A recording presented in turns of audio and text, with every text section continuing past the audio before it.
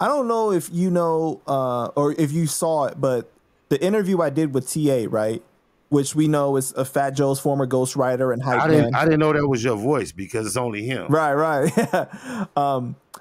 Well, he described an incident where you had a face-off with Joe and his people, and you pulled out the hammer, and Joe was rushing to get in the car and take off, like he was telling TA, get in the car, get in the car.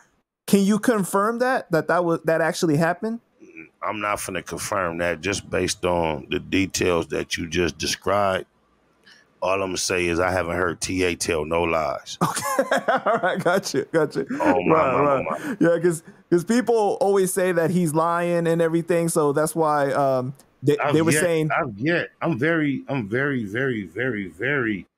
like adamant about being very careful as to what I co-sign. Right. And I've seen quite a bit of content, and I can't attest to everything he says because he's sharing a lot of experiences I have no idea about. But from the things that I can shed light on or correlate, I have yet to see him tell a lie or hear him tell a lie, which tends to make me believe the other things that I can't quite confirm.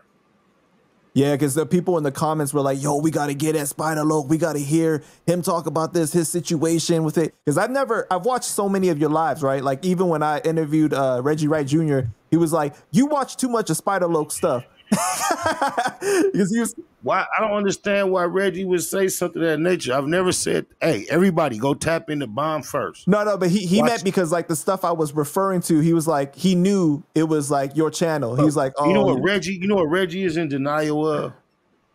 Everyone that he's encountered within his experience in this game from the inception till now, when it comes to this West Coast G shit, now this public platform shit, I'm the epitome of that nigga.